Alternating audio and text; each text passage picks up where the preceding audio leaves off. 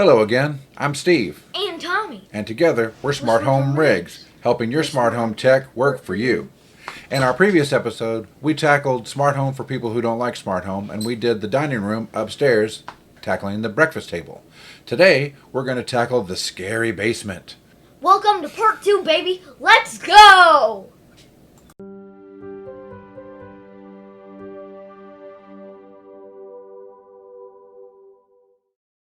The basement project will build off of the Philips Hue hub that we had set up in part 1, as it's the heart of this smart home integration. And we're going to set up the 4 bulbs that came with the starter kit and pair them with the smart switch downstairs. And we begin by going into the app and creating a room called basement. And then we set these bulbs much like we did the ones upstairs by screwing them into the lighting fixtures and making sure all of the outlets are turned on. And then we go into the app and tell it to discover the bulbs. I'm going to put this in fast motion again, as it takes about 30 to 60 seconds for it to recognize these bulbs, and I don't want to bore you guys watching the circle. And now that it discovered them, I just want to rename these so that they're in the order that you see them in the room. And it only discovered 2 out of the 3 bulbs that I put up there, so I'm going to have to do the third one by serial number instead of just letting it auto-discover. So I'll do that now. And for those of you new to Hue, the serial number is this 6-digit number near the base of the bulb. It's usually a combination of letters and numbers, but it's clearly visible on each of the bulbs, and each one is different. And once it discovers that third one, it'll pop it right back up into the room, and we're good to go.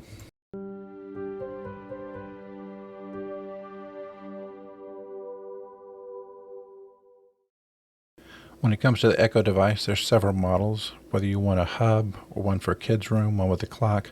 I happen to have one of the older models laying around that I wasn't using, so we're using this one for the basement install. Now to set up the Echo device, we go into the Amazon Alexa app, and then we tell it we're going to add a device. It's going to be an Echo device. Tell it what model it is, and then we're going to make sure it's powered up. And if it doesn't auto-discover the device, you can put it in pairing mode by pushing and holding the action button, and then the blue light will change to an orange or yellow stripe that goes around and around. Now in setup mode. Follow the instructions in your Alexa app. And again, I'm going to do this in fast motion so that you don't have to watch all the time it takes to recognize it.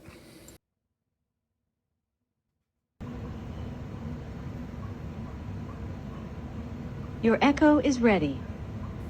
And then once it connects to your Wi-Fi, all you need to do is go through the normal settings, make sure that you have the language set correctly for you. I've set mine for English. Next, you want to tell it what room you have it in. And if you have multiple addresses in your account, it's going to ask which address you want this one registered to.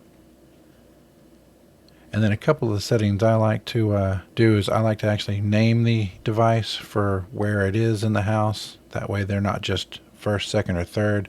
You can actually call them by name, bedroom, basement, etc. And I like to change the wake words so that the Alexa commercials don't set it off every time. And then finally, for all of my Echo devices, I like to turn on the follow-up mode. That way, once you ask it a question, it will also listen for a second follow-up question.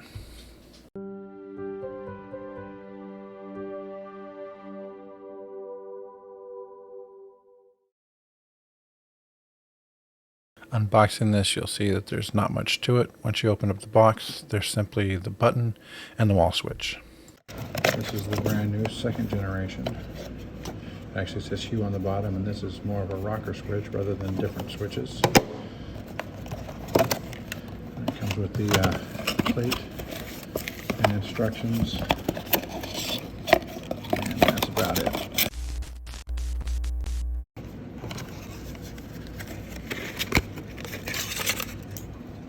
This is the magnetic wall switch,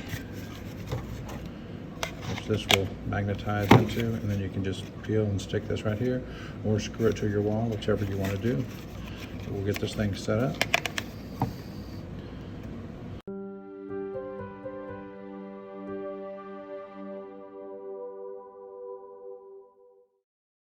And finally, the last piece for this smart home install will be the Philips Hue Smart Switch, and this is the new version that has one button on, one button off. But the thing I like about this one is that not only is it a wall switch, but you can also pull it off, and it's a wireless remote control you can carry around the room. And once again, we're going to go back to the Philips Hue app. We're going to go over so we can add the accessories. And from the main screen, you'll find accessories just under lights. Once the accessory screen comes up, just tap on the Add Accessory button, and you should see the Philips Hue dimmer right at the top there. Once you click on that button, it's going to ask you if you had the old style or the new style that actually says Hue on it. We have the new style, so we're going to go ahead and select that.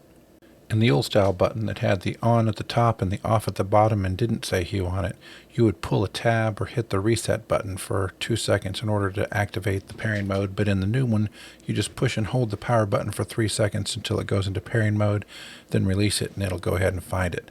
I'll pop that in fast forward so that you can skip ahead and see it pair. After the orange light flashes, the app will show you a green check to let you know that it found the device while it's configuring it in the background. And then once it actually pairs with the device and has fully configured it, the green will go all the way around the circle and the button itself will change from amber to green as well. Then it's just time to tell it where it's located. So you want to pick the room that you've put it in so that it knows what lights it's going to be controlling. And then it will tell you all the options that you have available. On this new one, the top button is on and off, but you can also cycle through all of the scenes, and it has the last known state. So if the power goes out, they don't automatically go into 100%. They'll come back however the last state was that you had them in. So if they were dim before the power outage, they'll be dim when the power is restored, and so on. And then the last thing left is to verify that you've named them correctly, and you're done. Welcome to your smart home.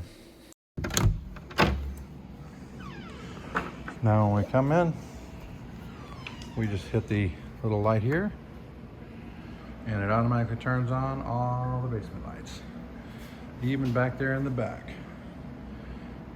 On, off, all with one touch of a button.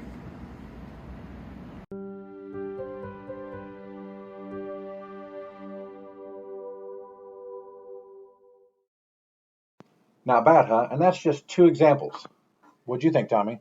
I think it was pretty amazing. But now I don't have to go in the scary basement pulling chains in the dark. Now I can just hit a button and then all the lights come on. If you found this video helpful, please don't forget to like and subscribe and ding that bell. If you ding the bell, it's going to let everybody know that this was video worth watching. So that way you'll get notified when we post new content. So until next time, my name has been Steve. And Tommy. And you guys have been great.